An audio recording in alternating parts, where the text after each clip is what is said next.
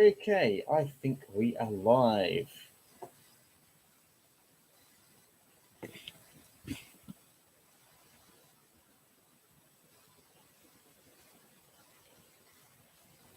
Well, hello all, I'm Peter VK3YE, and I've just got up, hence my unkempt hair, and haven't done one of these much lately, so I thought we'd do a live Q&A. No question too simple. I'll talk a little bit about what I've been doing lately, and when we get some more viewers, I'll start answering your questions. And there's Leo, so hello from 9A. Anyway, before I do that, I'll just put up a link on my Facebook page so that a few more people can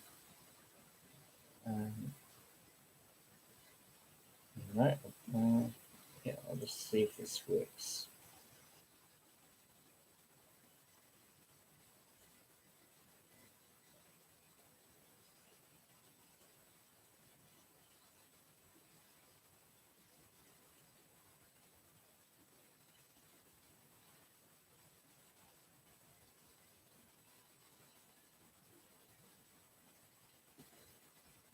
Okay. And hello to Gary in Staffordshire. Now, 6:31 a.m. on a Monday here, so that must make it Sunday evening in the UK, and I think it would be probably Sunday afternoon in the US, if I've got that right.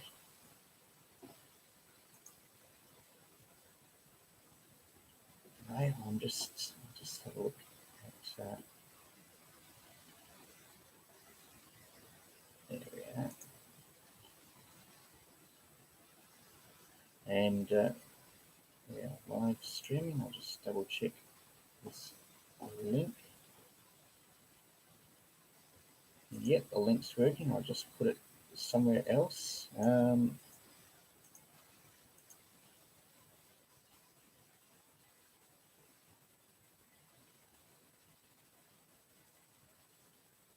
As you might be aware, these aren't the best lighting conditions, so I'll apologise for that. I've been meaning to do something about that, but never done so.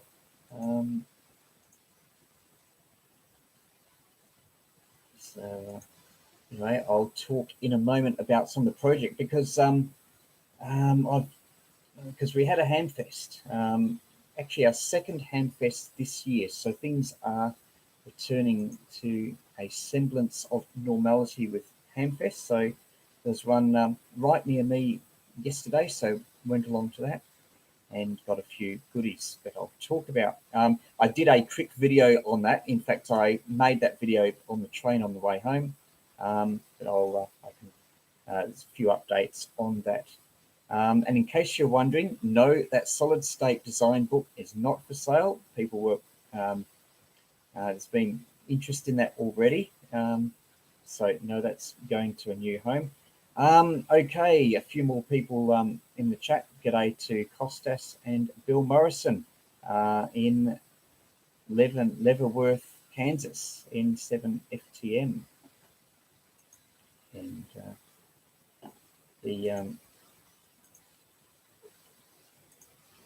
right, okay. So just playing around with a light here, but then it's a little bit dim. I'll just improve the background a little bit. Just one moment.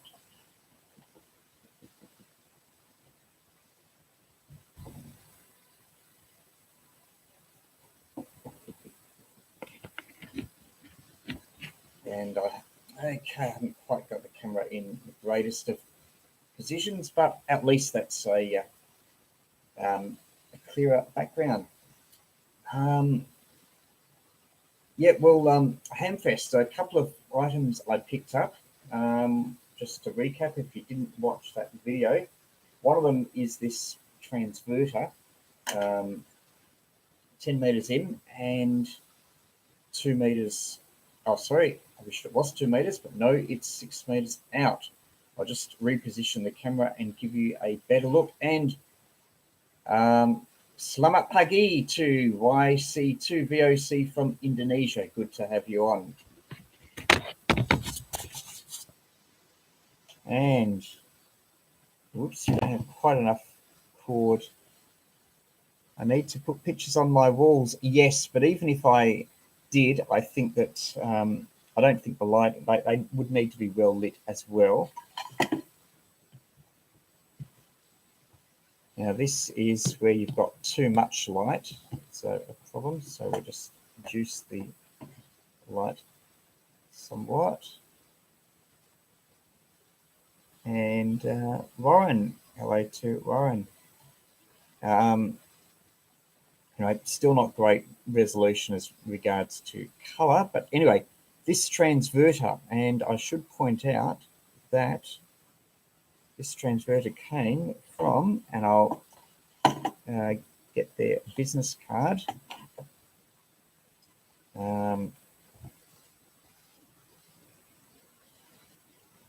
The Northeast Radio Group. Now, for some reason, when I look on the screen, on my own monitor screen, it's got everything back to front. So in case you can't read it, it's nerg.asn.au. So this is a very friendly club in Melbourne's northeastern suburbs. So their club rooms are at Briar Hill. Here we are, Northeast Radio Group. Education and training, field days, events and contests. So yeah, you sometimes hear them in contests, and meetings are on the second and fourth Thursday each month, 8 p.m. So that's the Northeast Radio Group, who had a table at the Hamfest, and that's where this transverter came from. Anyway, we'll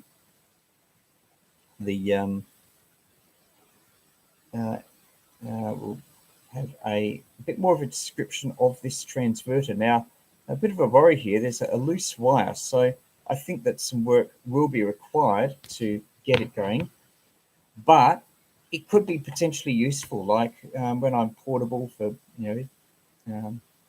using it with the BitX. Of course, the FT817 does 6 meters, but I'll just run you through the basics of it. Basically, it's a you've got 3 boards.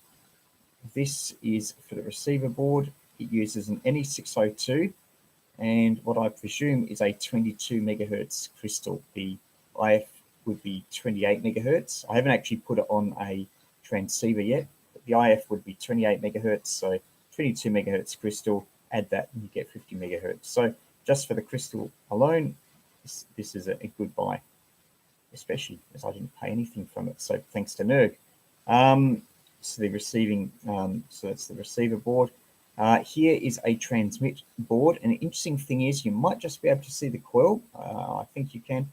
It's that's the output coil that goes to the antenna connection. It is a square coil made in the printed circuit board. And we've got 16 viewing, which is good. Anyway, with this transverter, it's got a separate crystal oscillator. I'm just pointing to the crystal right here. 2 transistors, so presumably an oscillator and a buffer. Often with a transverter, you'd have the crystal oscillator would be the same, and you'd split its output to both transmit and receive sections. But no, in this case, it seems to be completely independent. And then there is one transistor here, which, how many leads does it have? You won't be able to see on the video, but no, it's only 3 leads, and it is a 2N222. Okay, I think what this is, okay, one transistor here, which another I thought was the buffer, but no, I think it's actually a mixer stage. And then the 2N222 is a low-level RF amplifier, and another transistor here. I think it's 338 883358. It's a bit hard to read. You certainly can't read it on the video, it's too blurry. And yeah, so it's only 2 stages, so it's only going to be maybe half a watt output, if that. It will be interesting to see how much this puts out, if it works at all. And then down here is the control board with a relay. There's that loose wire.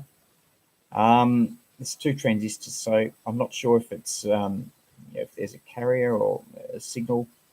Hopefully that will automatically go from transmit receive, although there is a switch on here that does that. So so that's the transverter. Haven't yet put it on a rig, haven't yet tested, so thanks to Nergs for that. And for CQ Amateur Radio, thanks for dropping on, studying for foundation license, and I have your book lent to me by VK4BJL. So good on you, VK4BJL, and good luck in studying for the foundation, which in Australia is the entry level, so roughly equivalent to the technician in the States. So if you've just turned on, and there's 17 here, this is Q&A with Peter, VK3YE, and my other call is AK3YE, my American call, and no question is too simple. Do you recommend the QXCX Mini for portable operation? Now, the QCX, it's that, that's QRP Labs, Hand Summers. A lot of people have used it. I haven't had any personal experience. There's reviews of it published on eHand, but the general idea, it's a very compact 5 watt. I think it's 5 watt. It's frequency agile, which is good. It's a super het receiver, which is good. So for the price, for a single band CW rig, yeah, for portable operation, I think it would be great, provided that there's 40 meter seat, or it's single band. So make sure you get one for a band that's busy in your area. Personally, I'd recommend 40 meters. If you're into DX, then maybe 20 meters, particularly with the increased solar cycle. Though I find that it's harder to get a casual contact on 20 meters than 40. That's just here in Australia, because most of what little activity there is on 20 meters is DX oriented, whereas here on 40 meters, a lot of summits of the air and other activity, national parks on 40 meters, and local people chatting on 40 meters CW. So the choice of band is really important. My website at vk3ye.com, I think the QRP website talks about choice of band. So you might want to get, personally, I'd get a 40 meters QX first up, then maybe one for 20 meters, depending on if your operating interests. But yeah, from what I understand, it's a good rig, and it shouldn't draw too much current. From Warren, how are 2450 batteries in a Yaesu 817? I don't know. The batteries I've used, what are they? 18650. So I'm not aware of 2450 batteries. And hello to DK5ONV, Southwest Germany. So good to have you. And Ireland from Ivy Bells. DK5ONV is there as well. So we're done with the transverter, so we'll chuck that on the floor. In case you're wondering, the book underneath is Weekend Projects for the Radio Amateur, picked up from the ALL. So we might have a leaf through that later. Hello to Radio Buff, and we've got 22 people on, which is great. And if you've just joined, this is Q&A with Peter, VK3YE, and hello to Chris, VK2NAP. And yes, I always smile when I think of the SSB QSO with the Italian station. Yeah, I didn't even have a proper QSO with him. He didn't identify. He just interrupted. He just butted in some other contact I had. It was during a big contest, and Yeah, he was saying no QRP, no QRP, QRP impossible. No, no, no QRP. Anyway, I don't know if that's a good impersonation of an Italian accent. Sorry to Italian viewers out there, but yeah, no, he was an idiot. Anyway, if you want to see that video, just trying to call. I'm just trying to find out what the name of that video was. Anyway, it was a few years ago during the last solar cycle, so conditions were good, and I was portable down the pier and over the salt water. I was just using a Delta Loop SSB, 5 watts from the FT817, and apparently I was quite a good signal, and apparently that was impossible. So yeah, that was hilarious, and one of the things that makes QRP a bit of fun. You definitely know you're getting out if other people say that it's impossible. The other test is whether people come back to your CQ calls. I actually talk a lot about getting contacts in the new book, in Ham Radio Get Started. So maybe I'll give some tips on those later on.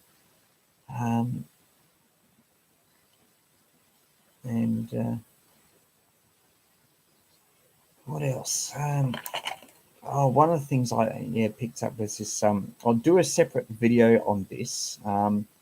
This was our license conditions back in December 1978, when you could get this book from the Postal and Telecommunications Department, and that was all the syllabus for Australian amateur license. So you'd study this book for the regulations, and the regulations were more complex then. There were more things you couldn't do. Because the light isn't so good, and people are will be interested in this, at least in Australia, I'll do a more detailed video on this. Hello to all. This is Q&A with Peter VK3YE and Chris. Yep, found your old copy of that. They sometimes come up at Hamfest, but I didn't have one, so I thought just it's a bit before my time. But the regulations, I think, were fairly similar to when I started, except I don't remember signing a secrecy declaration, because Australian amateurs used to sign a declaration that things were secret that you heard. I think Canada had a similar rules. Canada had some quite restrictive rules in relation to radio and intercepting, and I think the UK did as well. Anything heard on Her Majesty's airwaves, it was all a secret, and you couldn't tell anyone what you heard. I think there was a condition of having a receiver that did not cover the broadcast band, as amateur and homebrew receivers often did not. Radio Secrecy Act, yeah. Unless it was in the Wireless Telegraphy Act from 1905. They will have a look in the contents. Here we are. Secrecy of communications. I'll read this out. It's on page 610. That's funny. This is okay. Yeah, the index has got paragraphs, whereas the book's got page numbers.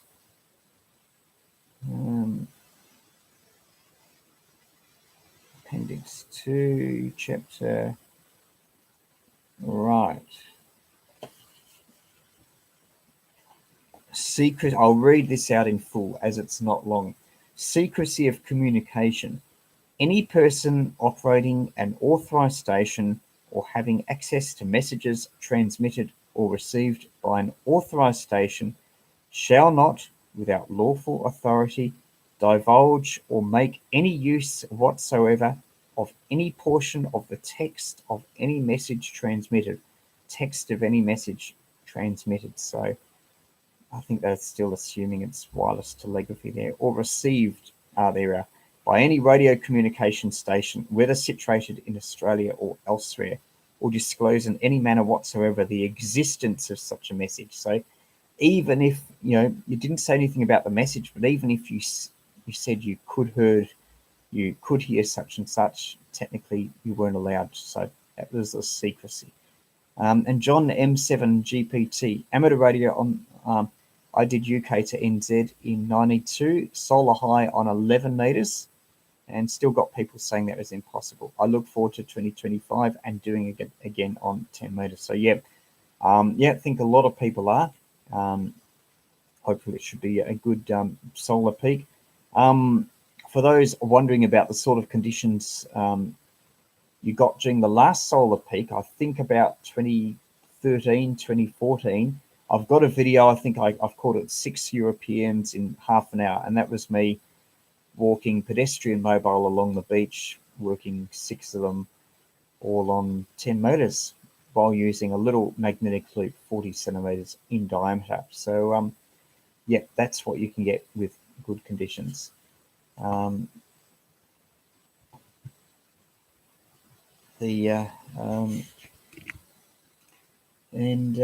If you've just joined, this is Q&A, and I'm Peter VK3YE and also AK3YE.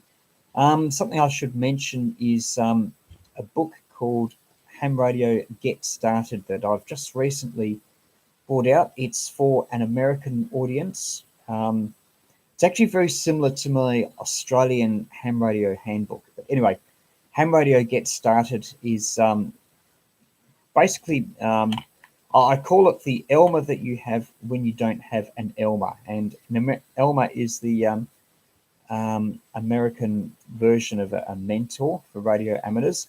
In fact, the term came quite recently. I was surprised. I thought Elmer was an old term from the early days of amateur radio, but no, the term turns 50 this year. In fact, it might have been April, May 1971. There is an article in QST, I think by Rick Newkirk. Anyway, W9BRD, who wrote a lot of stuff for QST,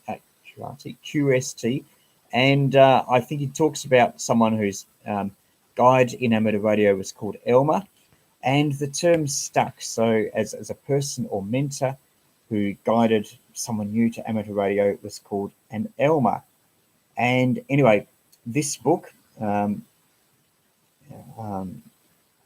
Getting Started in Ham Radio Get Started, is the Elmer that you have when you don't have an Elmer. So it's only available as an ebook right now. I hope to have a paperback available, but details on AK3YE. Mark Jacobson, will I make a video on RF noise cancellers? If I build one, I will. I know there's a popular one, VK5TM, and I'm not sure if it's got kits or printed circuit boards, but a few people have built that. I get a fair amount of RF noise here, and it's just one of the ever-expanding to-do list of projects. So, yep, if I build one, I'll definitely make a video of one, as you can never have too much noise reduction, particularly in places like here, where band like 20 meters, you hardly ever hear anything on it from here because of the noise. And when I go down the beach or even at the park at the end of the street, it's much quieter. So thanks to Mark WB8YMV, your mileage varies. So great call sign there from Michigan. RF noise cancellers.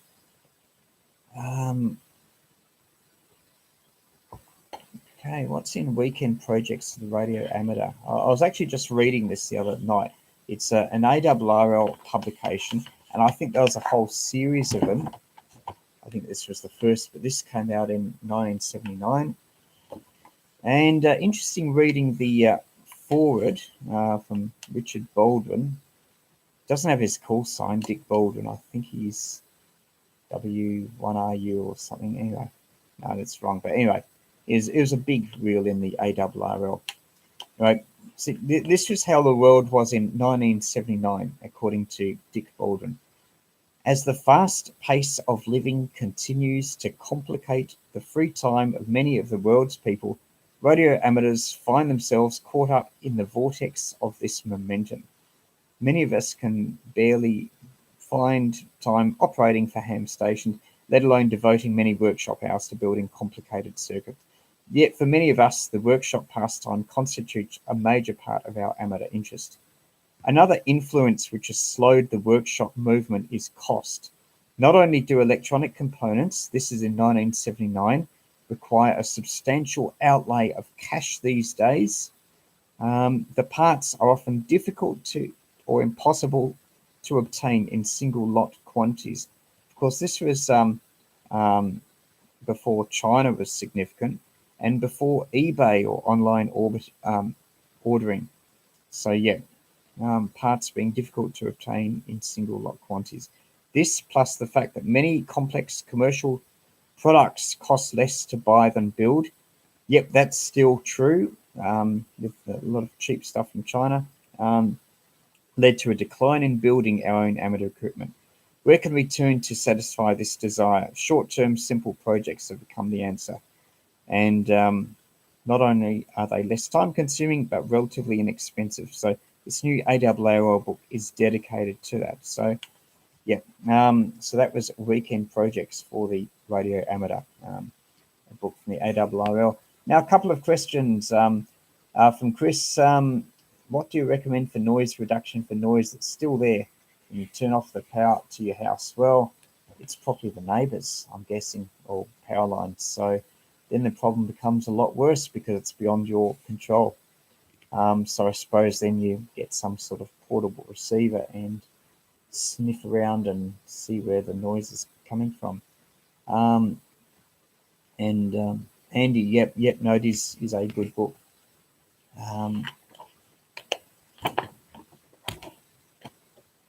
Anyway, there's some interesting projects here in this. There's some a classic QRP projects in here, like Tunitin 2 is a 2-transistor CW transmitter.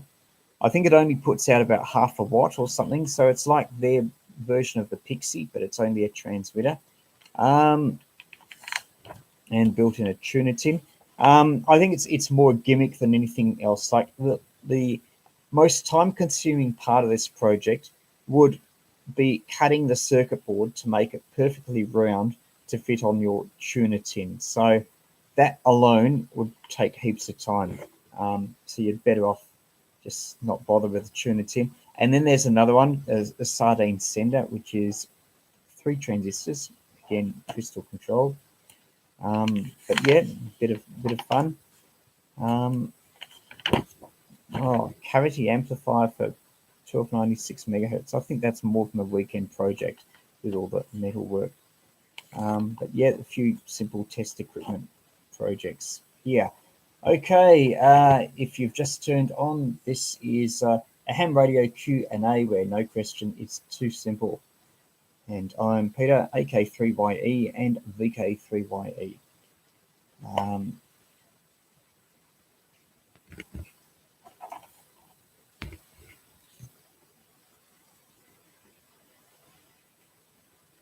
Right, no questions so far. So keep thinking of questions, and while I prattle on about this amplifier, this Tokyo high-powered amplifier, this was one that I got from a Hamfest. Anyway, Samuel's come up with a question. How do you measure QRP output power? Sometimes it's really low power. Now, well, for say 10 milliwatts, 10 to 100 milliwatts, you can make a meter that's, I'm not sure about 10 milliwatts, certainly 100 milliwatts. You can measure with just with basically a diode, a 50 ohm dummy load, and a meter, say, I don't know, 250 microamps meter movement, and then you have a variable resistor in series with it, and you first of all use DC voltage to calibrate, and then you work out the, I think that measures peak power. Does it measure peak power? Anyway, there's you can use an RF probe across a 50 ohm resistor, and you work out the voltage from that based on the power. There's a formula to do with that, because if you've got a given resistance and a given RF voltage, then you can calculate the power. You could make a lookup table with a graph and a line curve, draw a curve for whatever voltage and correlate your power across 50 ohm. What is the power? Equals voltage square times R divided by R. Anyway, there's formulas you can find out for that. And once you measure RF voltage, calculate the power, you can do that for small amounts of power of, say, maybe 10, 100 milliwatts, even up to 1 watt or more. And if you want something permanent and you can get a meter movement, they're quite expensive to order online. Hamfest, though, you can get lots of them quite cheaply. Then you could build a dedicated RF power meter and combined dummy load. And I've built one of those years ago, and I've featured those in a previous video. In fact, I was using mine to measure the crudely the output power of this high power amplifier, just to see if it worked or not. And anyway, at least with I applied a carrier on 2 meters, and it did. I put in ½ a watt and it gives 15 watts. And if you look at what it says on here, 1 watt, input power 1 watt, 0.5 to 3 watts, and the output power was 25 watts, 10 to 30 watts. Anyway, with the 1 watt in, I was getting about 15 watts output. So yeah, no doubt I'd be getting the 25 to 30 watts. So this amplifier, as it was working on FM, which is good. At least it proves that the transistors are fine. It's really robustly built, and even though I'm not sure how old this is, whether it's 1980s, 1970s. Anyway, the problem is this switch. It's mode switch FM and SSB. This switch is missing. It's just a hole, and the power thing here. There should be at least a grommet to keep the power connection stable. Anyway, this switch was missing. Now, first thing was to now the missing switch could either be that this amplifier was a cheap type only for FM, or a good type that does all modes. But the clue is, looking at the bottom, it mentioned, and does it mention it says FM and SSB? So the indication here was this isn't suitable for SSB. So I looked on here, and it's a model HL32V, and there's a website called mods.dk. I think it's called mods.dk. Anyway, it's been around for years, and you do need a login to access the site, but it's free. You just use just put in an email address, and they send you I think it's a password or whatever, and then you can download stuff from the site. Now, on mods.dk, the useful thing was that it has lots and lots of instruction manuals, including for the HL2V. And in the instruction manual for this was a circuit. And with the circuit of this amplifier, there are a few main stages. You had the transistor doing all the RF amplifying bit, and the important thing was how did you switch from how did you switch from FM to SSB in this amplifier? Because someone had ripped out the switch, and there's possibly other loose ends inside. So anyway, how they did it was, there is just a 47 microfarad capacitor that was put in circuit on SSB. And I think this is because of a lag, because with the relay on SSB, it was always dropping out when I was trying to talk on SSB, which is no good. But with the capacitor in, I think the purpose of that was to add a delay to the switching circuit so that on SSB, even if you weren't talking for a while, the relay would not drop out. And even if you're mumbling, the relay would still be locked in. So just adjusting the timing of the RF switching, I think that's how it gets, this amplifier works for SSB. So I'll have to rebuild that inside that, and then hopefully this amplifier will work on SSB. But if it does, then it should be great fun for operating portable. I'll be able to do aircraft enhancement, like with 20 or 30 watts SSB. I should be able to get 200, 300 kilometers easily with, say, a 4-element Yagi.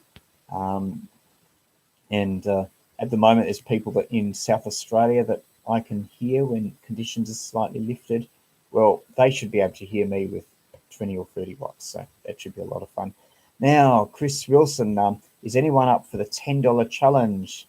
$10 Aussie dollars for the transmitter receiver antenna and feed line curbside shopping. Well, power mic key speaker. Yeah, I think you will need to do a lot of curbside shopping.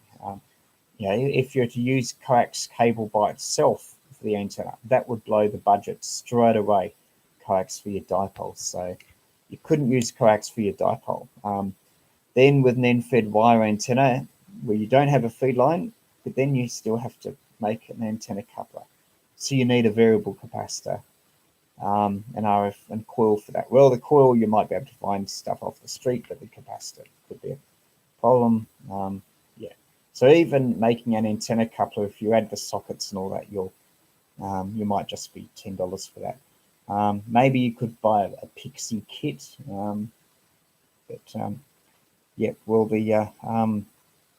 that's got its limitations, but yeah, you can probably justify those for under $10. Of course, you could cheat and not use a receiver at all. You could just use a web SDR, and then your problem only becomes making your simple transmitter. And I've just done some, I did a video on making a contact just using an online SDR, and it was a lot of fun just with a simple transmitter. Okay, Lester's greeting from Western Greece, ancient Olympia. So yeah, great, good to have you on. And 21 people viewing, which is the most we've got so far. So people must be, well, turning on the computer just before they're going to bed, or seeing that I'm on. And if you've joined me, this is Q&A with myself, Peter, AK3YE, VK3YE, where no question is too simple. Right now we're looking at a Tokyo High Power HL32V linear amp for 2 meters.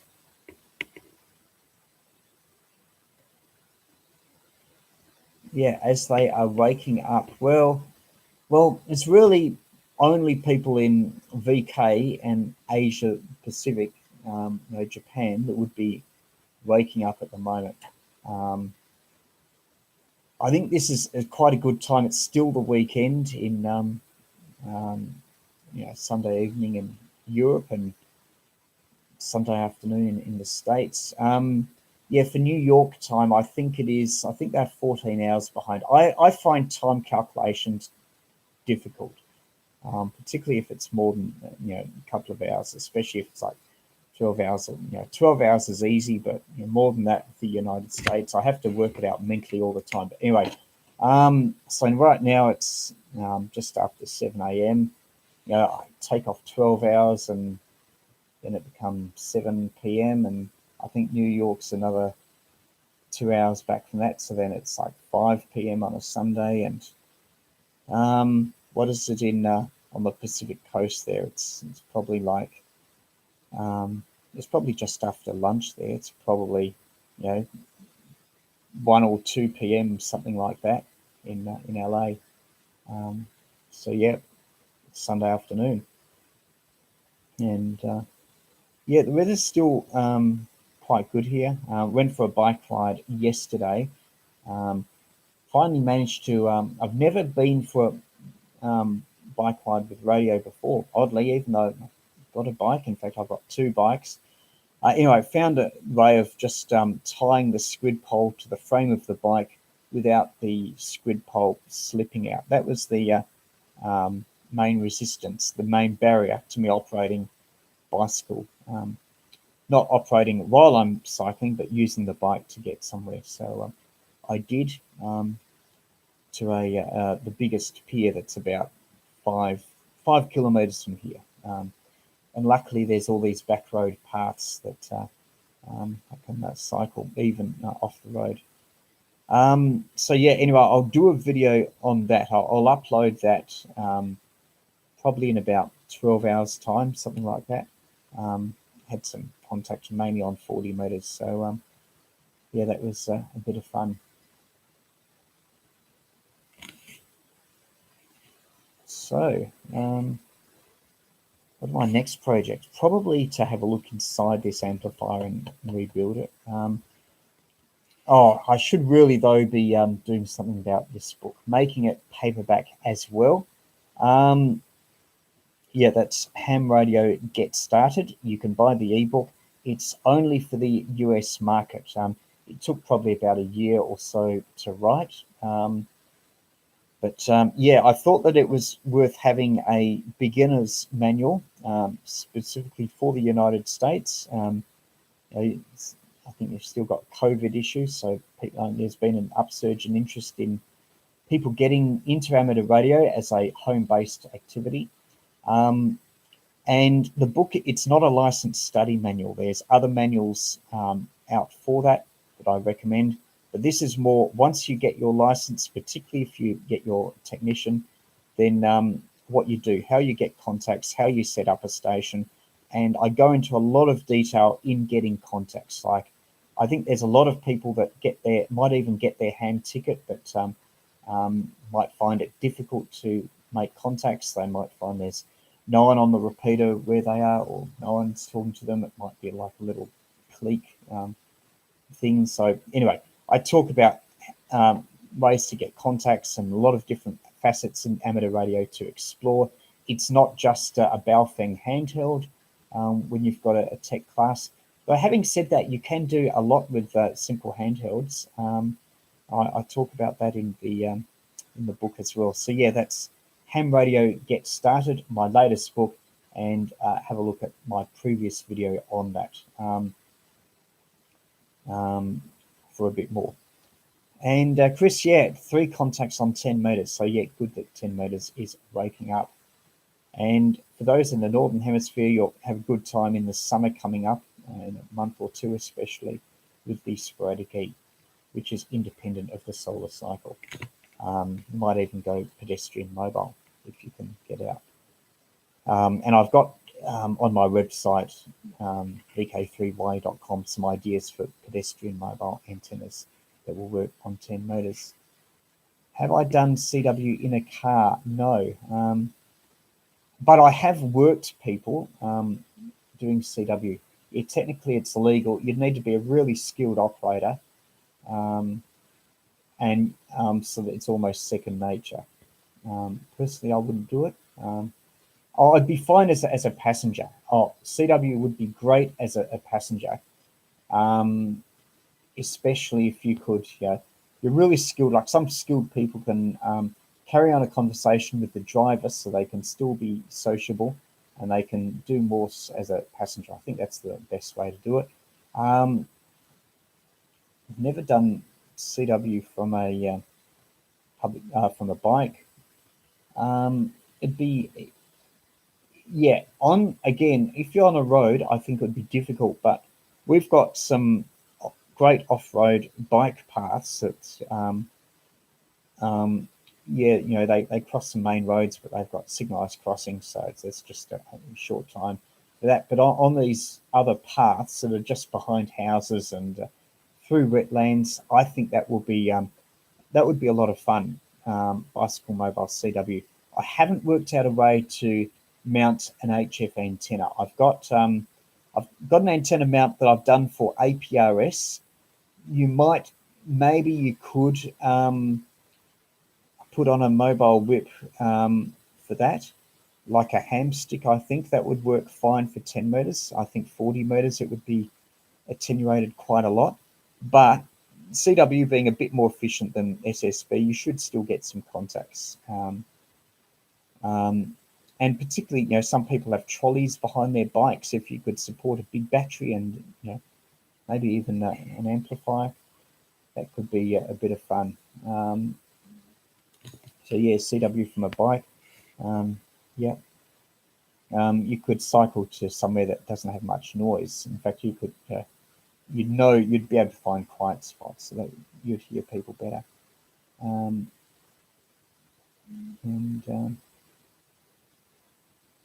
Yeah, about 10 words a minute. Now, there was the St. George Amateur Radio Society in Sydney. Now, they had a slow CW event. It was like a little contest thing, and the maximum speed you could go was 10 words a minute, and you had extra points. If you didn't have to do CW as a license requirement, then you got extra points for that. And I had a couple of contacts in that when I went portable yesterday. So yeah, I think maybe it will be an annual event. So that's the there'll be some information on their website, St. George Amateur Radio Society.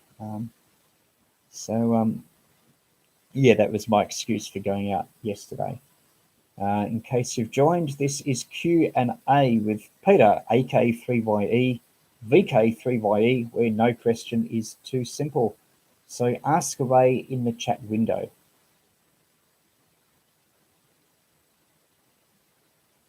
Uh, 10 meters, oh John, M7 CPT, 10 meters, 6 meters have been up for 3 days in the UK, so that's good. Might even drag out that 6 meters. You know, it'd be fun when 6 meters is really open. If I get that transverter going, then yeah, might get some contacts just with milliwatts. SKCC, the slow speed saunter, first of every month. Yeah, contacts around the shallow end on the 40 meter band.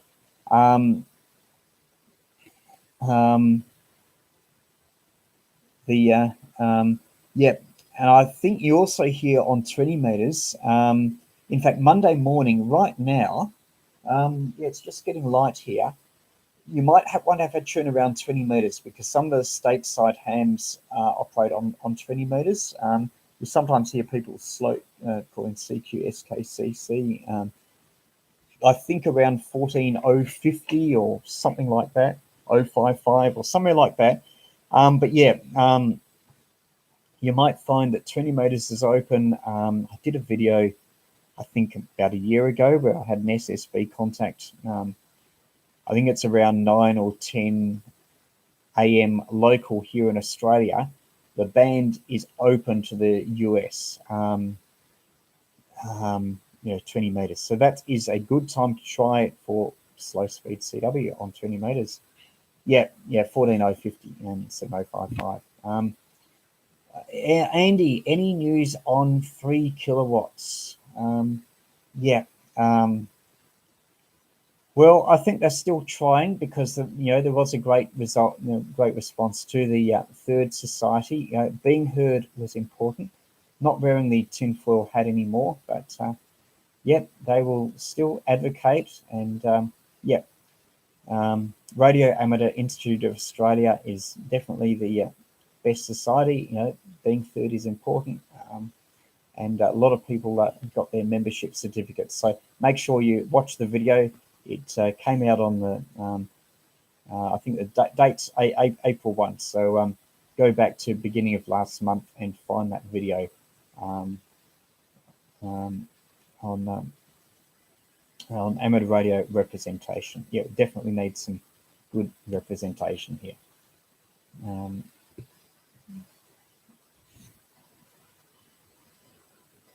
Okay, this is Q&A, and I'm Peter AK3YE VK3YE. Okay, we have been going for quite some time, 49 minutes. I've only just got up and haven't had breakfast or anything, and I'm a little bit hungry, so if there's no further questions, I might wrap it up fairly soon. Although we do have 24 viewers, so that's peak viewership so far. I should really set up with a better lighting system. Oh,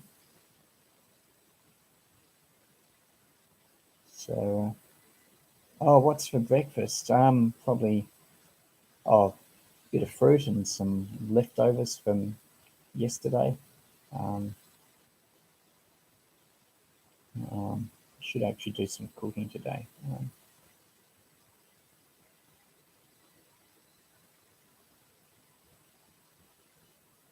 Oh, Bill Morrison, can you tell me what your day job is before I go? Well, these days I'm self-employed, so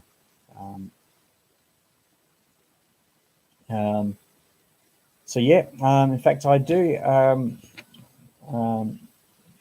Before that, I was a transport planner, so I planned, not to do with radio or electronics, but yeah. So I planned bus routes and services and all that in Melbourne. And before that, worked for the railways, and before that, in electronic retail.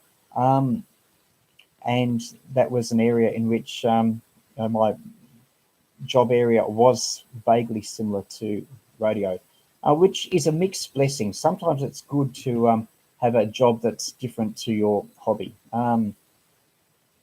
Otherwise, you might become a bit burned out with too much electronics, both for your job and your hobby. Yeah, the favorite QRP kit. Oh, I haven't been a huge one for kits. But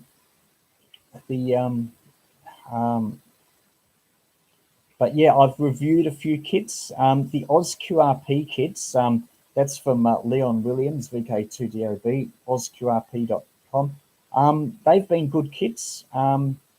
There's a double sideband a kit that I reviewed, 80 and 40 meters, and I've got a SSB kit which I haven't reviewed, and some VFOs. Oz QRP is a good range of kits. I haven't Hand Summers kits. I haven't built them personally. They seem to have a good reputation for QRP things. I've got a list on my QRP website of QRP kit suppliers.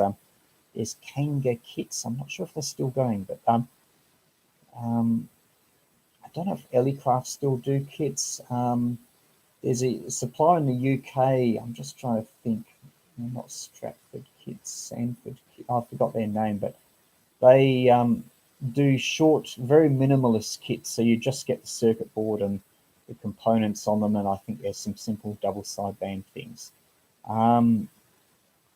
There's a kit called the Phaser, which I think is a phasing SSB JS8 transmitter, which I think would be a lot of fun. Bill, did COVID do my job in job-wise? No, I finished up in end of 2018. So well before COVID. So yeah, that was voluntary. So it was all on my own choice, which was good. But as far as my colleagues at work, Maplin in the UK went bankrupt. Yeah, similar to Dick Smith Electronics here. I don't know. It'd be interesting to see how Maplin did go bankrupt. I think there's some websites about it. We had a similar situation here in Australia with Dick Smith Electronics. What happened? Dick Smith, the man himself, VK3YE, actually sold Dick Smith back in 1982. So he built the business up from one shop in a car park, basement car park, something like that.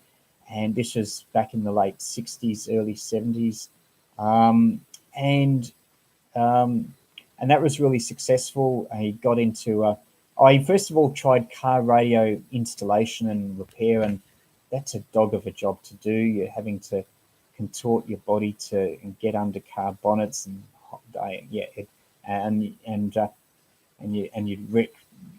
you might wreck people's cars. And anyway, so he went into electronics retail, and then there wasn't much of a not very many retail outlets, so a lot of wholesale outlets, but for new supermarket style electronic retail, Dick Smith was the first to bring it up in to any really big scale. So I think he borrowed from Tandy or Radio Shack in the US and possibly Maplin. So all through the 70s, Dick Smith expanded. Then the CB boom was really good. The personal computer boom was good. So he had lots of stores. Then he sold it, but he wanted to do. It was all getting a bit complex, so he sold the business to Woolworths, which there's different Woolworths in different countries, but ours was a big supermarket retail chain.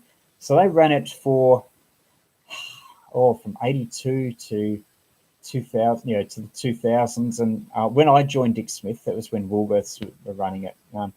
But for many years, Woolworths pretty much let Dick Smith management do their own thing. But then they wanted to expand the business and have it more consumer. And then they did. But when they made it more consumer, the problem is that there was lots of competition from other consumer businesses. Hope I'm not boring you about all this, but anyway, I find this interesting. And, these big consumer people like, Australia, we've got Harvey Norman, and you had for a while Strathfield Car Radio, and had Retrovision for a while. And anyway, that's interesting. Okay, I'll mention that. The Mobile One.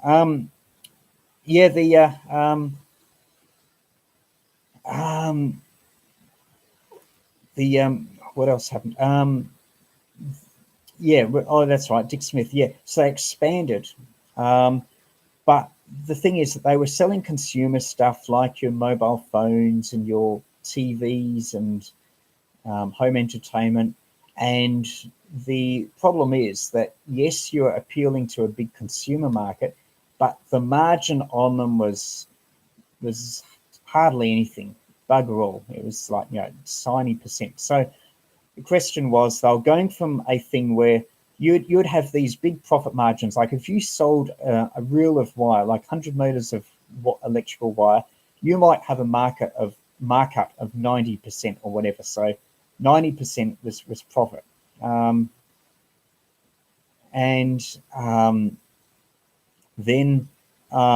So you might make more profit on selling a $50 roll of cable or coax or whatever than you would on a TV that you might sell for $300 or $400. And the prices of the TVs was going down because they're all being made in China and cheaper manufacturing there. So you had to sell lots and lots of TVs just to make profit. And so they went from a consumer-oriented business model, which put off a lot of their old market, old and established, and probably a lot of old people as well, and the electronics enthusiasts. And then, that's right, there is a private equity, Chris, you mentioned that, Anchorage Capital, and there is all sorts of scams and things like supplier rebates. I think in fact, Dick Smith is used as a case study in business schools. That's right. Woolworths sold it to a private mob, and then I think they sold it on to something else. And I don't think Woolworths made much money in the sale of the business or whatever, or they might have broken even or something. But anyway, I think there were a couple of sales, and it ended up being basically worth nothing. And then they went bust. Now, some people did buy bits of the intellectual property, like Funway into Electronics was the iconic Dick Smith kits and the books, and a guy bought the Funway brand, and they put Woolies got their money back. Yeah, Vulture took it to IPO and took their money. So that. But yeah, you can read about search Dick Smith and venture capital and Anchorage Capital and read up about the how these basically paper shufflers scammed, and these, I think there's still, I don't know if there's court cases or things coming up. What's his name? Mick Abood was one of the bosses, and anyway, so the someone else, So yeah, for people that study business, then Dick Smith's an interesting business story. And just asset stripping and all that. So then Dick Smith finished up. So now we have in retail electronics and the bits and pieces JCar, and Altronics, basically the main suppliers of bits and pieces. Now, favorite CW keying device. I just use a homebrew key. Chris, highest power handling magnetic loop. Yeah, I think I could get 80 watts from one. I use coax cable RG213 as a capacitor. I did a video of that a while ago, quite a popular video on 7 megahertz. It was like 1.5 meter diameter loop, and yeah, so about 100 watts, or nearly. And it sparked over when you got to about 100 watts, but I could operate 80 on SSB, and it was okay. John has kicked off Mobile One antenna business. That's interesting because yeah, John was one of the suppliers to Dick Smith when we sold Mobile One antennas, and in fact, you had this plane, light plane, and he took a few of the Dick Smith staff people up for a flight over Melbourne. So remember the flight over Moorabbin Airport, and I operated 2 meters from it. Yep. So yeah, John was into aviation as well. Have you given up day job YouTube full time? Yeah, well, certainly given up my day job, but no, YouTube's not full time. It's very much only a part time thing, but probably spend more time on the books and things. Occasionally do a little bit of consultancy and transport, but no, I've got other things that keep me going. Luckily, I don't have much in the way of living expenses, and own my own home and everything. So yep. So luckily, I don't need to worry about. No, how has? Oh, there was a question I didn't answer properly. How has COVID affected our work? Well, from my point of view, in terms of radio books and all that, that's caused a bit of a mini boom in amateur radio. So from the point of view of book sales, it's been great. It has meant that the library is closed. Library hasn't been open for ages, so I've had to do more of my writing either here or outside. As far as my colleagues at work, which at my old workplace, which I'm still in contact with, yeah, they've had to work from home, and yes, that there's pluses and minuses of that. Yep, you don't have the commute, but I spent a lot of my commuting time writing. In fact, it's probably harder to motivate myself to write as I don't have commuting time than when I was commuting. Yeah, the working from home, I think, would be a pain because here I've just got so much junk, don't have a lot of room here, and so many distractions as well. I don't know if I would be able to give proper application to my job and my employer if I worked from home. Just so many distractions and other things like with videos and all the radio stuff. Yeah. Now 27 viewers. Oh, that's good. Okay. Well, 28. So maybe now's a good time. And you've just joined Q&A with Peter AK3YE or VK3YE, where you can ask me anything. And Chris has been asking me lots and lots. It's like an interview. So it's been fantastic. And there's some unanswered questions. Stephen Walters, given my proximity to the beach, have you thought about metal detecting? I have, and it's one of those back of the projects. It's a bit like that noise detector, that noise canceller thing. Yes, like I have a few electronic books, Electronics Today International, and they've got metal detectors where you just have a simple circuit. It's like there's a BFO type metal detector is one. It's an RF oscillator, and I think it's just one transistor or something, and you have a coil that's round around a plastic plate, and then you have it's like an RF oscillator, and you have a transistor radio, and you put it onto a weak station AM radio, and then you have the thing as a BFO, so that when it detects a bit of metal, it changes the pitch. So yeah, I keep meaning to build a metal detector. There's some other types of BFO type detectors and others. You could have two RF oscillators and two coils and changes the frequency. And yeah, you're right. I'm in an absolute prime position for metal detecting, particularly around summer, where I could come here the evening of hot day when everyone's on the beach. But yeah, and you do see a few people locally poking around with metal detectors. So yeah, I'm meaning to do it, but yeah, would love to, but haven't. Metal detectors are obscenely expensive. Yeah, I think I think they are probably much better. Like there are ones that avoid false detection of, I don't know, things like aluminium and would go for coins and gold or whatever. That would be better.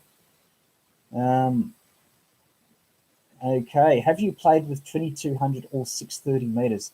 2200 meters, I think I've only listened. There was a VK3 who had an experimental license. This was before it became an amateur band, and he had a Morse speaker, and I think my converter covers that, so I did some monitoring of that.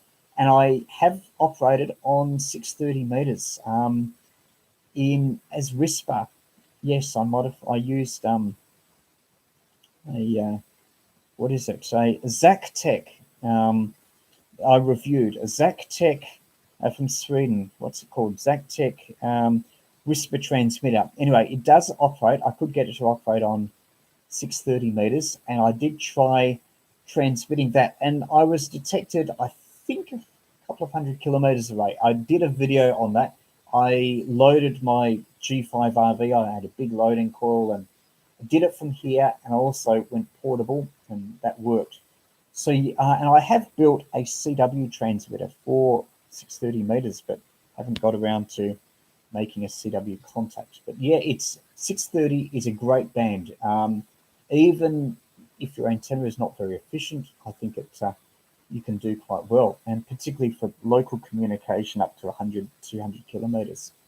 Alan, how often do you operate, and what's the best time? Yeah, it varies. Sometimes I might not have any HF contacts for a couple of weeks. Then I might be really active and go portable somewhere. But no, there's no best time for operating for me. I do not keep skeds or routine or anything like that. I just operate when I feel like it. And I often don't give notice when I'm operating, so I'm on when I'm on and whatever, just when I feel like it. Like yesterday, I went out portable for a couple of hours Sunday afternoon down to the beach and had some contacts on 40 meters. So, yeah. In Melbourne, I do monitor 146.5, which is our simplex calling frequency. So if you're in Melbourne, I'm often there. Okay, if you've just come across me, I'm Peter, AK3YE, VK3YE, and this is Q&A, where you can ask me anything, and no question is too simple. And Chris, yeah, ZJU 1080 goes down to 100 kilohertz. So yeah, definitely build some filters, and hopefully you'll be able to receive there without breakthrough from broadcast stations, because that can be a problem with low frequency receivers. The filtering can be rubbish unless you build some filters. So either a band pass or low pass filter should be fine. And if you've just tuned in, I should mention my new book, Ham Radio Get Started, pitched at the American market for people just starting in amateur radio. It gives a lot of practical information. If you've just got your technician class, then this book is basically the Elmer you have when you don't have an Elmer. So yeah, Ham Radio Get Started, look it up on my website. AK3YE.com, which you can visit, which is just the same as VK3YE.com. I have also put a profile on QRZ AK3YE on QRZ as well. Oh, hello to Paul. Now, Paul, now I was watching one of your videos last night actually. Now, everyone, you must have a look at VK3HN on YouTube, because there's a great little SSB rig for 10 motors and 2 motors. I'd like to have something portable for those bands myself. But anyway, Paul, your latest video, the hen tenor, yeah, that looks like a nifty QRP thing. I was wondering though about the feed line. Like, should the feed line be brought at right angles to the loop? Would it interact with the bottom bit or not? For those curious, the hen tenor is a Japanese antenna. Looks a bit like a quad loop, but it's sort of tapped partway across it to get your 50 ohms. But it's horizontally polarized, even though it's an oblong. But yeah, Paul has got a video of the hen tenor where he tries it on 2 motors. So it's a great antenna for portable 2 motors SSB. I've built a similar antenna. It not quite as big as the hen tenor, doesn't have quite as much gain, but I call it an oblong loop. Oblong loop, the thing about it is you don't need any wire that taps the feed line across. You don't have to find any correct tapping point. The oblong loop is a full-sized quad loop, but it's an oblong, and because it's narrow, I think from memory, it's a third of a wavelength wide and a sixth of a wavelength high. If you've got a loop that's a 2-to-1 ratio in height versus width, then it's got a feed point impedance of 50 ohms. So you can connect coax directly to it. No matching section or gamma matches or anything like that. And yeah, so that I think is super simple because you're not having any tap, and it'll work first time. So I've done a video on an oblong loop. It's probably about 1 dB less gain than a hen tenor, but it's just super simple. So it's great for summits of the air. I was talking to VK3ZB yesterday, Sean, I think, on 2 motors from King Lake, north of Melbourne. Anyway, it's probably about 50 kilometers or so from here. Anyway, he was portable on King Lake, which is quite elevated. Could hardly hear him. Then he just found a tree stump, just on a handheld, and just jumped on the tree stump, and he was just a meter higher than he was, and then I could hear him. Noisy but readable. It was a good signal, and we could have a contact. Anyway, the point is that even if you're on top of a hill, even a meter extra can matter on 2 motors. And that brings us to the point of squid poles and antennas and things. If you've got a 2-motor dipole made from TV antennas or whatever, that is unwieldy if you're trying to support it on a squid pole, because it is heavy, and because it's a meter from end to end, 50 centimeters out, then just the lateral movement of the pole, it's not very good if you've got a super light pole. Whereas if you've got a 1 wavelength oblong loop, and this is for 2 motors SSB, then because it's only a sixth of a wavelength wide, you've only got sixth of a wavelength on 2 meters is it's less than a meter. A meter is half a wavelength, so quarter wavelength is 50 centimeters. So this would only be about 33 centimeters. So 33 centimeters wide would be a sixth of a wavelength. With your oblong loop, you've got it supported on the squid pole at 2 locations, one at the top where it's really thin, and another lower down where the pole is thicker. And as a result, you can have much better height with the pole. You can have like 3, 4, 5, 6 meters higher than with a with a horizontal dipole, which needs to be put down the pole on a thicker bit of it. And because you've got that extra height, you'll get much better results than the vertical dipole. So that's for 2 meters SSB. So that is why something like the hen tenor that Paul built, or the oblong loop, which I prefer because it's simpler, it doesn't have the matching section, is so much better for summits of the air or squid pole portable. It might even be better than a 2-element beam lower down.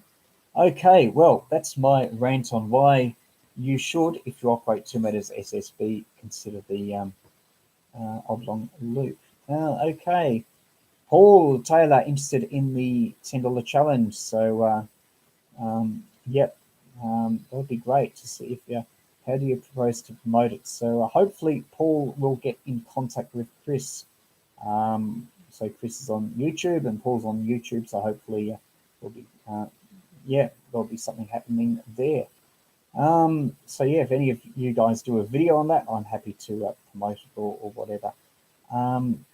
Okay, Stephen, there's some discussion about new HF bands between 3 and 12 megahertz. I presume amateur bands. Where would you have a new? I haven't heard anything about it. Answer is no, I haven't. Where would you have a new HF band? We are pretty well set up. Of course, we in Australia don't have 5 megahertz. New Zealand had it in a limited way, then it got taken away because of military, and then I think they've got it again. We in Australia don't have 5 megahertz, so that would be the first priority, I think, if we were to get an HF band. But where would you have it? I don't know. 8.5 and 9 megahertz is, quite good for a lot of things. Always open to somewhere. Someone said that 12 megahertz is, quite good. You'd be open to somewhere, but yeah, they're quite close to the 7 and 10 and 14 meg bands. Yeah, I don't know. Maybe 26 megahertz, but we've got 26 megahertz is pretty unused. That used to be a broadcast band, 25.6 to 26.1, but then we've got a band just below 25 meg, so yeah, it wouldn't be off many different characteristics. So where would you have an new HF band? I don't know. Maybe a bit higher, 40 megahertz. I think there's a section on 40 megahertz where we, in Australia at least, can already run. I think we can run a watt around 40.66 because it's low interference potential devices, so anyone can get on there with that. Okay. Chris was looking at a modded Pixie. Well, what you could do with a modded Pixie, and I did for a short time build something. If you had a Pixie, you could have it going into an IRF 510 and driving that to maybe 10, 15, 20 watts if you've got 20, 30 volts on the drain. Yeah, that would be your superpower Pixie. I had, Chris mentioned, working me with a chirpy signal. Yeah, yeah. I should fire up my 20 watt CW rig with 2 transistors. It needs rebuilding. That's one of the to-do lists. No one should see any of my YouTube content not suitable for humans. I reckon a few people would watch it, right? Allow hams back on 11 heaters. Well, if you want, we could just buy CB and operate now. WI intends to seek 3 to 12 megs, at least in alignment. Yeah, that's the thing. That's all. That's, I think, all the WI want. Alignment international allocations, because we in Australia don't have quite as much spectrum as the Europeans. Like on on 80 meters, we our main band on 80 meters is just 3.5 to 3.7, and we have a DX window at, I think, 3776 to 3.8. So I think if the people were going to advocate for extra bands, that would just be matching us with the Europeans. So maybe a few more frequencies, between 3.7 and 3776 and 5 megahertz. Probably they would be wanting, and also on 160 meters we finish at 1875, whereas the Europeans can go up to 2 meters. So that is, I think, the what the WA would be advocating. For people watching this, this has been extremely boring. I haven't even got a slide that says Q&A, ask me anything. So I'll, with a post-it note, I'll, oh, this is backwards. So I have to write it in backwards. I've got one hand on the microphone, and see if I can write backwards while holding the camera. Yeah, it's Q&A. Ask me anything, and I'm Peter AK3YE, VK3YE, and yep. Even if a question is, you reckon it's too stupid, too simple, ask me. And Chris is on Twitter as well. So those interested in really simple under $10 transmitters, you might want to contact VK2NAP or Chris on Twitter. If you want a fun video, I made a receive video from piece of damp string. Oh, that would be fun. In fact, that would be an antenna idea. If you had a bucket of salt water and you dip your string in the water, maybe you'd have a candle wick or something, and or maybe something with capillary action. So you could have something. I better put my call sign in. This I'm writing backwards. This is meant to be a K. Oops, that's meant to be a 3. Yeah, salt water. It'd be interesting to see how it would deteriorate, and yeah.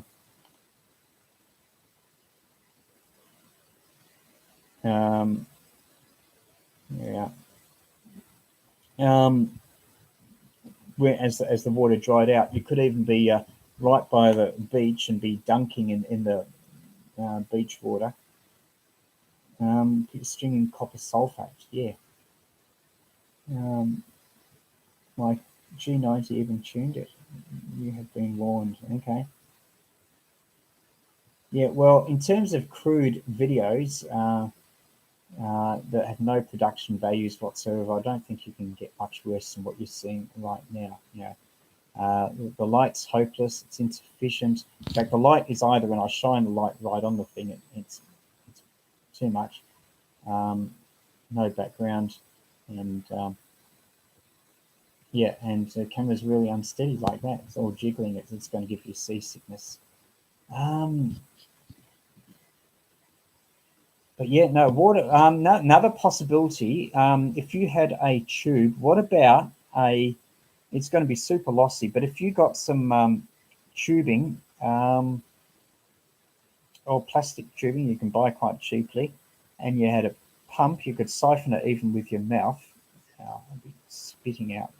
Pretty horrible. But anyway, you could siphon up salt water, suck it up in your tube, and then seal the ends of your tube. And then you might have a vertical or magnetic loop if you had a capacitor. Or you could even have a tube where you varied the pressure and you could change its resonant frequency. In fact, it would be interesting with an antenna analyzer, seeing how its resonant frequency varied as you change the column of salt water in the tube. So yeah, I know that people have done experiments with saltwater antennas. I've seen the beer can vertical. Well, the beer can vertical would actually be a decent performer. A nice and thick conductor, I think it's aluminium, so provided you bonded them well, it would be great. Now, a beer can, how high is a beer can? If it's about 17 centimeters, it would be a very fat quarter wavelength radiator on 70 centimeters. And if you had 3 of them, that would do for 2 meters. And if you wanted a fraction of a beer can, then you could cut it and just have a little bit that you'd put out. You could have two of them and make a beer can beam. It's got a nice ring about it. Anyway, hello to Alan K, who has just joined us. Good morning to you. I'm Peter AK3YE and VK3YE, and this is live Q&A. Ask me anything.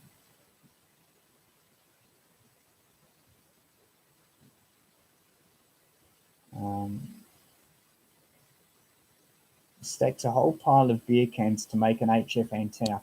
Yeah, I don't know if it was a video or a picture in QST or something. Hello to Alan 3HAK. Yeah, okay. End fed on 20 meters. Well, you could actually, after a hot day, raid the recycling bin. You know, we've got recycling bins at the beach, and some people will have crumpled their cans, but some won't have. Won't be all beer cans. But yeah, you could do that. And now I think Corona beer, there's Corona brand beer. I think now Corona has several great meanings. Of course, if you run lots of power, you'll get Coronas coming off the top if you've got a spike on the top of the antenna as a vertical. Yeah, no, a lot of scope for a beer can antenna. Now for microwaves, you could possibly use a nibbling tool and the file to cut a slot and make a slot antenna. It could be a feed point for something. Maybe not 23 centimeters, 23 centimeters, maybe 13 centimeters. That would probably be a good band for it. Or maybe 23, you never know. Okay, we've been going 1 hour and 26, so the better part of 90 minutes.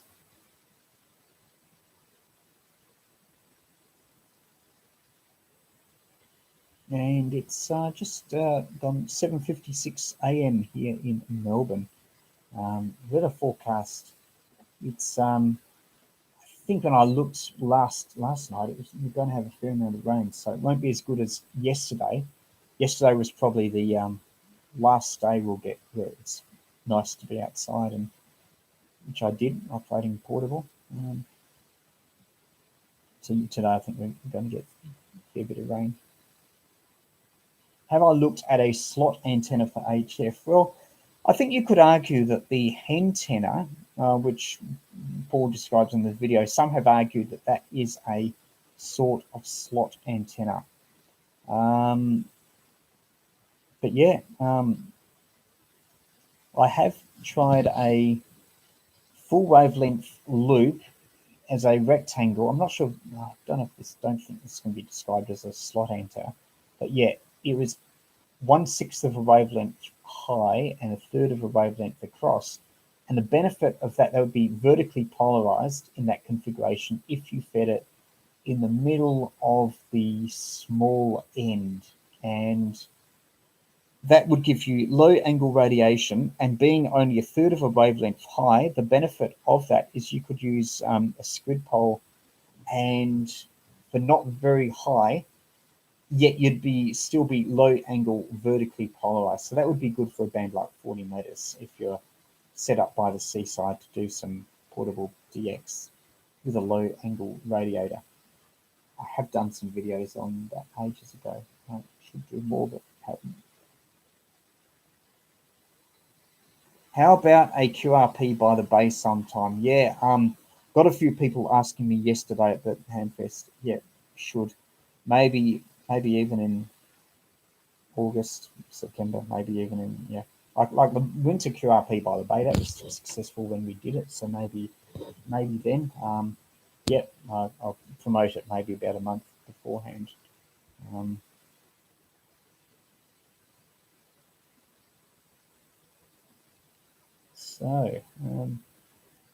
Yeah, I've pretty much run out of things to say.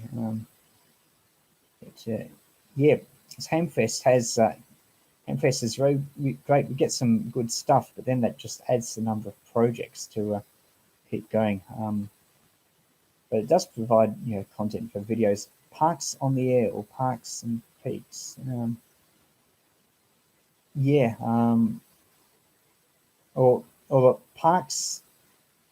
Oh, Parks and Peaks. Oh yeah, that's a website where you can have an alert thing. So if you go portable, in fact, you don't have to be at a park. You can do a QRP thing, and you can find people operating at parks or portable. What's the longest distance QRP contact? DAS A3YE.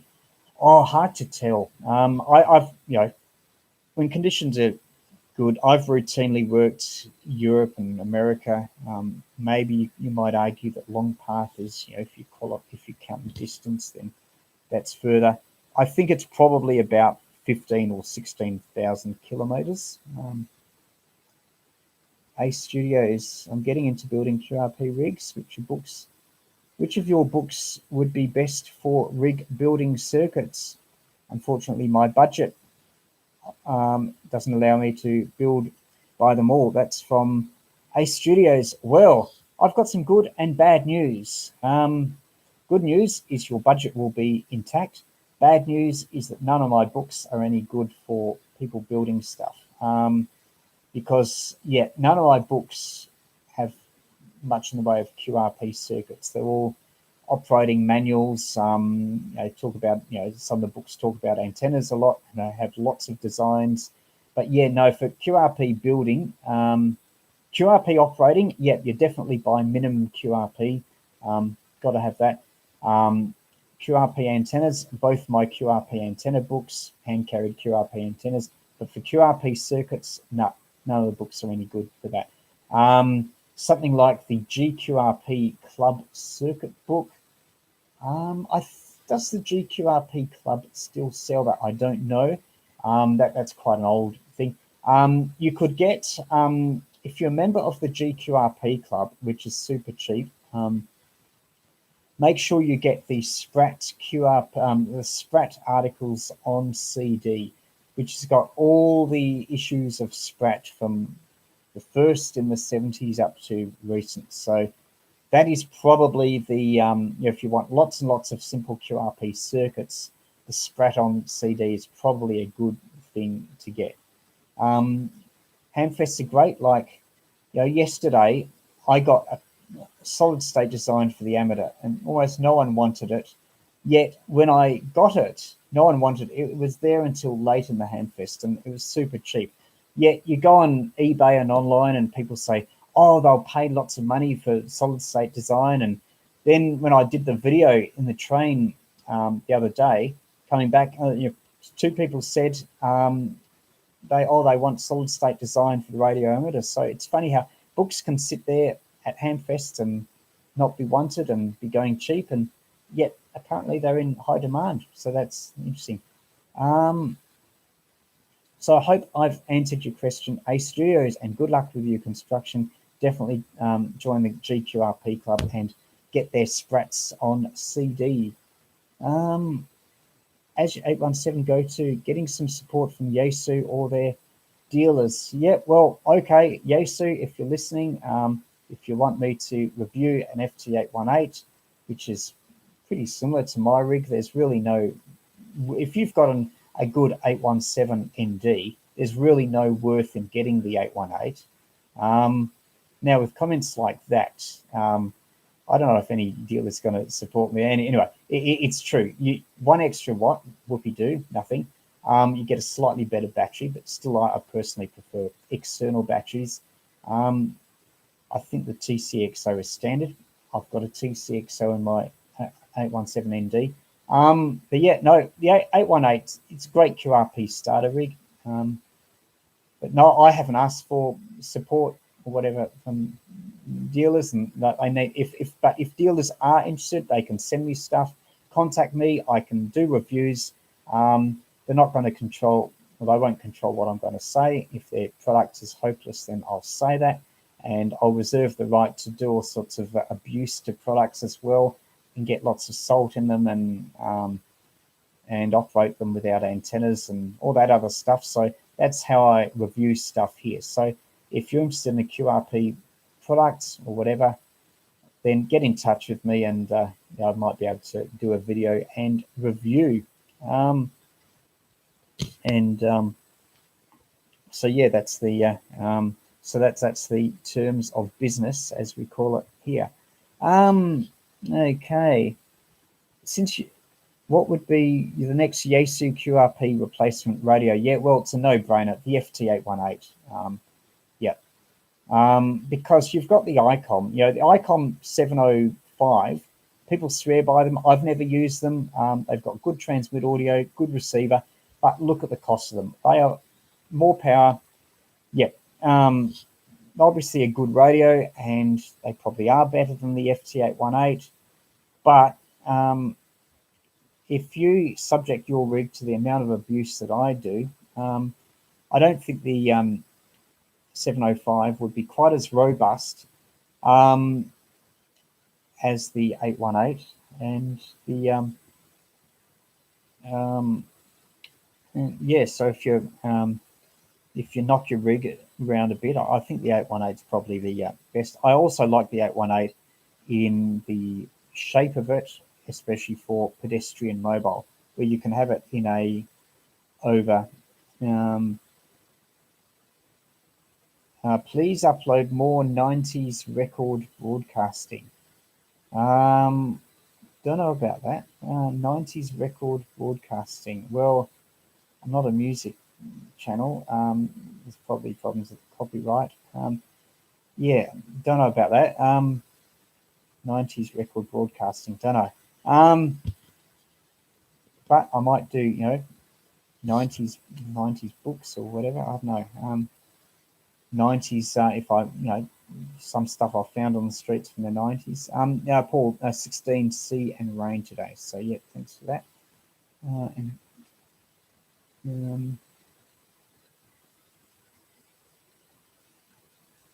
Yeah, I think I'm up to date with all the questions. Favorite digital mode, not CW and why? Basically two modes, and they vary quite a lot. One would be there's not so much activity on it. I think there should be more activity. Oh, sorry. Yeah, 90s records, a recorded WIA broadcast, of course. Yeah.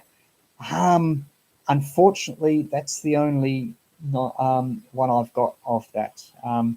Yeah, for those who haven't listened to that, I think it was about 2 weeks or so ago, I put up a video of this 1995 WIA VK2 broadcast, and at the time they had this president who just went on these big long rants and carried on about stuff. So yeah, all this politics and amateur radio and all that. So yeah, I had that on cassette tape, and thought I'd put it on. But yeah, unfortunately, no more recordings from that. But for those, you can search all the squabbles about that. There's excerpts online and on news groups and Usenet and all that, all the problems I had back then. Okay, hello to Denny Cap. Repurposed junk. Yeah. Well, our curbside collections are normally once a year at the end of the year, around when we go to daylight saving. That's when they have them, end of October, early November. Now, there's a question I started answering but didn't properly. Yeah, favorite digital mode. Yeah, I reckon JS8. It's not as much activity as FT8, but really, if you're on FT8, you should definitely get onto JS8. JS8 is such a great digital mode. It is conversational, unlike JS8. It just gets through QRP really well. I've done a few videos where I've ran, like half a watt or whatever, and got through to Western Australia on 80 meters, where you'd really struggle on voice and even CW. And it's keyboard chat mode. You can very easily build a transmitter for it. You can buy crystals for it. Yeah, JS8. So if you haven't already, download the JS8 call software. It's free. And yeah, I think there's most activity on 40 meters. You can even buy kits for it if you want, or you can just connect it up to your SSB rig through the sound card. And there's a group on Facebook for JS8. There's also a thing where a thing called a heartbeat, where you just send a signal, and then all the stations that hear you come back to you and give you a signal to noise ratio report. So you can send, it's like a halfway between slow speed CW, like it's about as fast as that when you're in conversation, and packet radio and FT8. It's like how you can leave messages for people if they're on. So yeah, it is a great mode. JS8, check it out. Definitely favorite digital mode if you have some time to be right by your rig and be having person-to-person keyboard contacts. There's not a lot of PSK31, but that was a similar mode back 10, 15 more years ago. But JS8, I think, gets through the noise better. And its transmission characteristics, I think, are similar to FT8.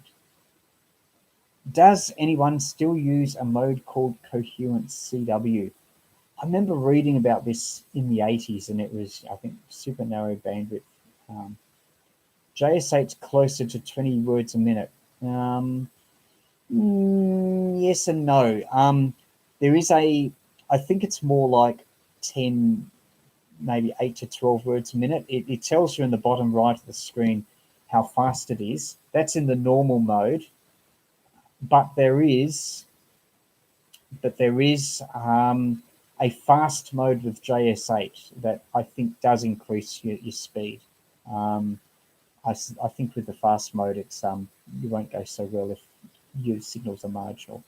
But yeah, no, I think if your signals are good, then yeah, fast mode would be a bit closer to 20. And there's a super slow mode as well. Have you ever bothered to work out miles per watt? There's a few QRP awards. Make it over 1,000 miles per watt. You need to be running 1.5 watts. Yeah, now the VK QRP Club, I think, do have an award on, I think it's miles per kilometer or something. 1,000 miles per kilometer. Yeah, I think a few of the QRP clubs have miles per watt, 1,000 miles per watt. But the trick with this, with miles per watt, because it's a it's non-linear, because you achieve hardly less distance if you halve the power. If you want to get super high miles per watt, the trick is to work single hop with as low power as you can. You drop your power down to hardly anything. Like I've had contacts into VK2s or whatever with 20 milliwatts of SSB on 40 meters. So you build your attenuator box, so you go down to milliwatts. And then if you could do that, if you can achieve 1,000 miles, a single hop with milliwatts, then you're into good numbers of miles per watt. So that's how you get the big numbers. And when you go down to microwatts, even something like 20 or 30 kilometers on VHF, and if you can do that, then you can get high numbers as well. Like if you had a thing, you had 10 meters sporadic E over summer, and you adjust at the right distances, and you can go down to milliwatts, then that's another way you can get extremely high numbers. And on VHF with some tropospheric ducting, if you had a decent Yagi, 8 or 10 elements, and you're right by the coast, then again you might get 500,000 kilometers with very small amounts of power. So yeah, the trick here to miles per watt is not distance, but low power and propagation that supports it. But even under unenhanced conditions, you can get good numbers of miles per watt. Okay, 27 people viewing. This is Ask Me Anything, and I'm Peter VK3YE, AK3YE. Seen VK CW spots on terminators. Yeah. Yeah, not a lot of people operate CW on VHF, but yeah, it'd be good to do that. It'd be a very effective mode. And you could just use any linear amplifier, even or non-linear amplifier, even a Class C thing on FM.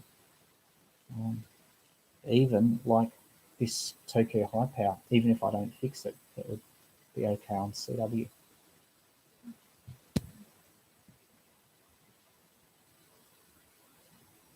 Well, I think I really have talked myself dry, so I'll say nothing and read any comments. And if you've just turned on, this is Ask Me Anything, and I'm Peter VK3YE, also AK3YE.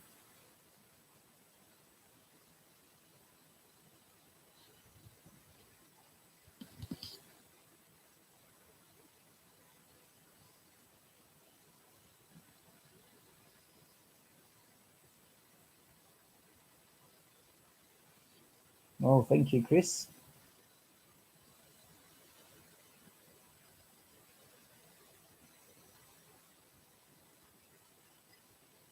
Oh, tips for learning CW. I think the first tip is that CW is a sound language and not a dots and dashes. And bad way of learning CW is to look at the list which has all your dots and dashes. So I found that even when I was doing the exam, the problem is then that you'd have two conversions instead of one. So you'd be hearing your Morse, and then you'd be writing down your dots and dashes and then converting mentally, visually from the dots and dashes. You don't want to be doing that. Morse is a sound language. And Alan K, talking to you about a decent mag loop when fairly in on free, we're fairly close. Much all I know about mag loops in my videos. I love EM Wave and its magical features and a lot of data. I did not get success in making own EM Wave. Sorry, I don't know what EM Wave is. Electromagnetic wave. So data, make my own. So presumably you want to build your own transmitter, whatever. Yeah. 1-inch aluminium strap, 3 meters in diameter for 40 meters. Yep, that would be a fantastic loop. Yeah. Download G4FON for learning Morse. I have heard good things about that. I think it's some sort of program. There might even be a mobile phone app in learning Morse. There was a thing. I don't know if don't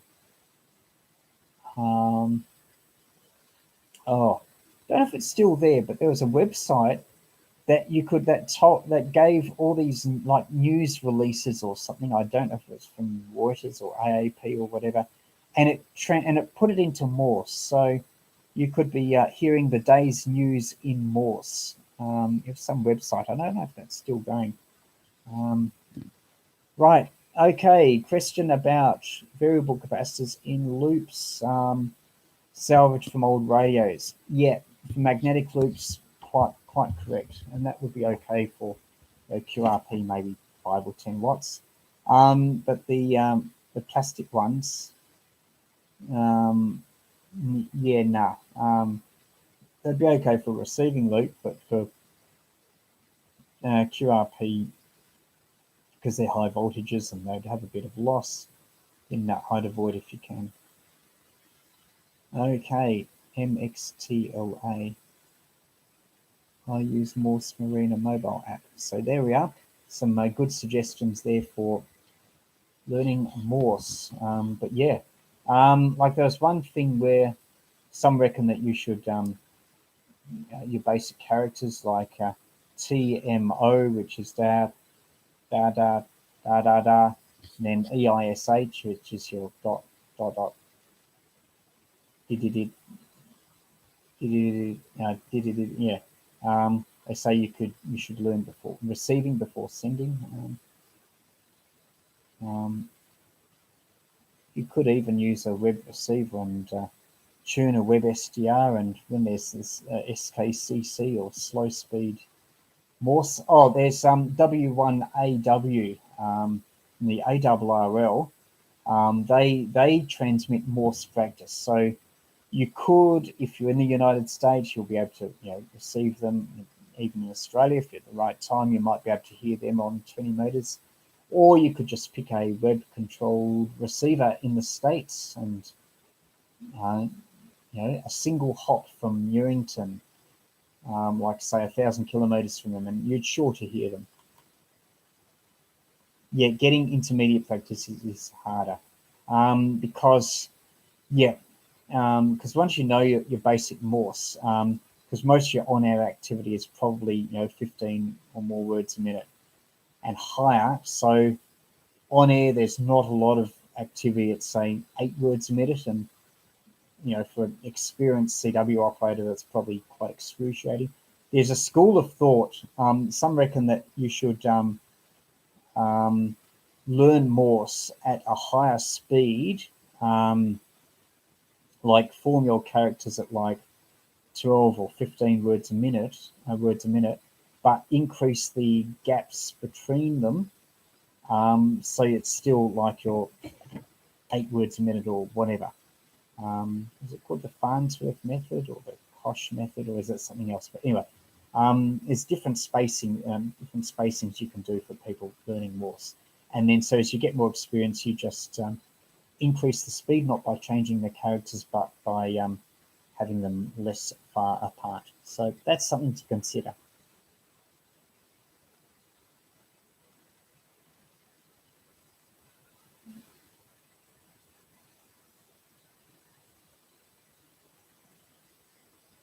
Oh, hello, Edwin. Yeah, PDO, congratulations on the new call sign. Yep, AK3YE. Yep, it was a lot of fun getting the American call sign. I got it last year, in fact, just before COVID hit. So February last year, when I still had in-person exams. So I did because with the American system, you have to do, to get the extra, you first of all have to do the technician exam, pass that, then get the general, then get the extra. So did that. I did a video, if you're curious, you can get American exams done in a lot of countries just locally. It doesn't cost you very much. And I did a video on that. So I think it's called Getting an American Call Sign, even if you're an alien or something like that. So it's quite it's a really good process, and you get the results quickly, and there's a lot of study resources. So the main reason for me getting the American call sign was to help me in writing this new book, so I could understand how the system worked. It's been good. Morse Ninja. There's some great videos where he sends fast and repeats at slower speeds. Yeah, it's interesting, I think. Yeah, 15 words a minute is a good, at least for getting on air and making contacts, 15 words a minute is good. Help if you've got capability of being able to copy at 20 words a minute. With QRP, if you're struggling with people hearing you, then 15 is a good conversational speed. There's, but contests, they go, even fast, like 25, 30, where it's just like blip, blip, blip, it's just so quick. Then the reverse beacon network, it's funny, like I was calling CQ at like, there is that slow speed CW contest yesterday when I was portable, and that was, I think the maximum was 10 words a minute. You had to be 10 or less. I was calling CQ on that, and the reverse beacon network didn't work on that at all. I'm sure there's a cutoff. Like, it works fine for 15 words a minute, but I don't think it works at all for 10 words a minute. It didn't detect me at all, even though I called CQ a bit. Okay. I have a reputation as an electronic wizard. Well, they're wrong. Are you in a technical field professionally? No, I don't have any, uni degrees or anything on electronics. not a technician professionally. I was in electronic sales for about 6 years at the retail level. But yeah, no, my only qualifications are my amateur. So yeah, it's just a hobby. Are Chinese inline noise reduction good as opposed to BHI West Mountain? I think you mean things that you put in the audio chain of the receiver. I've tried the Soda Beams one, the kit, noise filter, that was good. I haven't, so I can't comment on any others, on the BHI or the Chinese ones. Maybe there's reviews on eHam that can help on that. RBN limits at 10 words a minute by experimenting. Interesting, though, I've never seen, I think 14 words a minute is the lowest I've seen. Maybe that just reflects people's operating. It'd be interesting to try sending it 11 or 12 and seeing if it picks it up. I'm on the full Harek at the end, CW ops. Excellent. Head copy, yeah, head copy is way to go. If you can copy more in your head, and you can be a bit more casual about stuff, and I'll have to take down notes all the time. Okay. You must have very good sending if you can figure. My sending, I think my sending at 10 words a minute is probably, spacing's not so good compared with 15 or 16, which is my optimum. I'll just have a look on. Oh, I've been tagged on a few things. Just having a look at.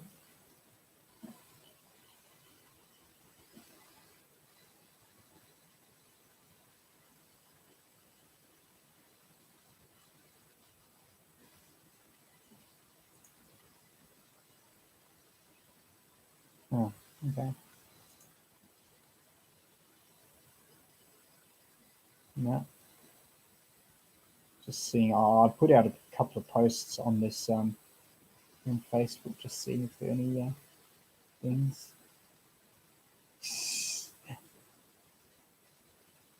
No. Yeah, full part 18 and straight key, yeah.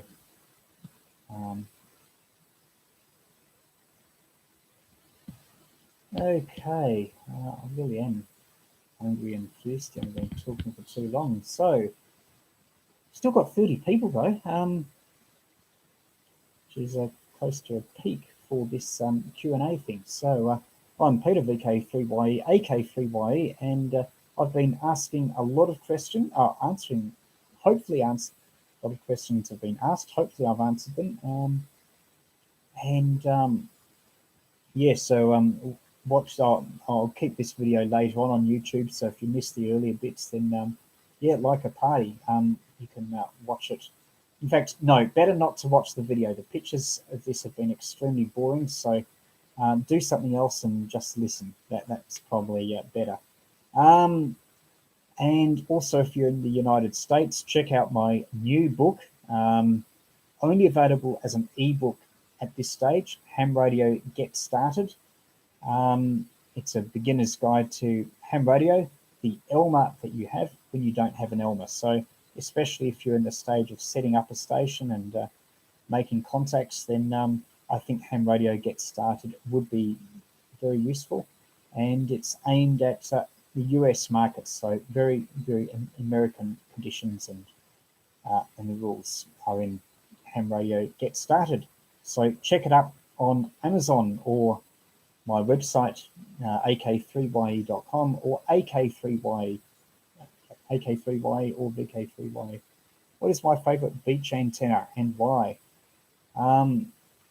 Well, all different ones. Depends on, one I most often use is an end-fed wire, 20 meters long, because you can put up in 5 minutes. That's fine for casual operating on 40 meters up to 1,000 or so kilometers. But for low angle DX, then you might want to think about a delta loop or oblong rectangle thing fed as a loop so that it's vertically polarized. So yeah, it depends on what you want to do. If I'm walking along the beach, then I use my rage tenor, but that's only good in specific cases where the beach, there isn't much difference in swell or surf, because if your water can stay between ankle and knee deep and it's a nice day and you're just nice and sandy, so you can just walk in the water, it's a really good antenna. I call it the rage tenor. Otherwise, a magnetic loop is fine for pedestrian mobile. But yeah, for fixed operating, an end-fed wire, if you're not really interested in DX, half wavelength long, or some sort of loop, that's vertically polarized over the salt water, if you are more DX oriented.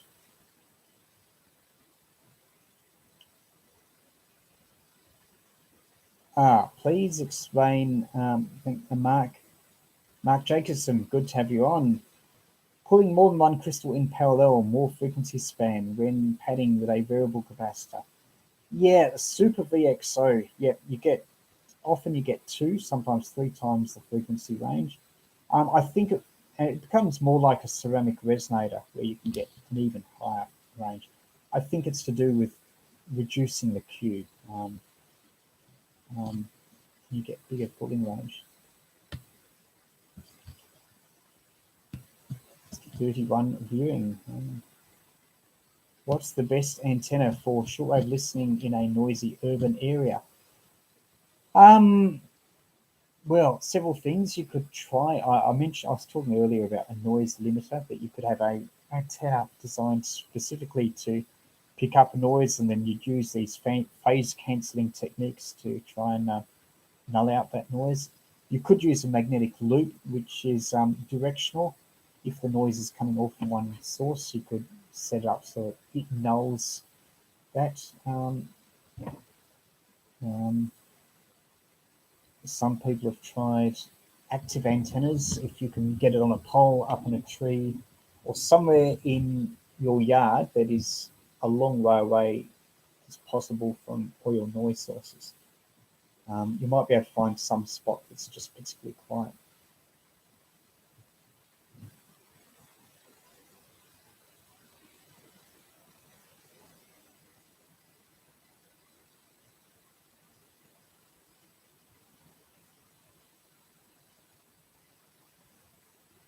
Okay, so that is about it. So thanks all for joining, and we have been on for over 2 hours. Yeah, beverage antenna, definitely for lower frequencies if you've got a lot of space, long, narrow yard. So thanks all for joining, and enjoy the rest of the day, and there'll be some more videos on more topics coming up, and of course, ham radio gets started. Make sure you recommend it to other people as well if they're in the US. So thanks for watching, and we'll end it right now.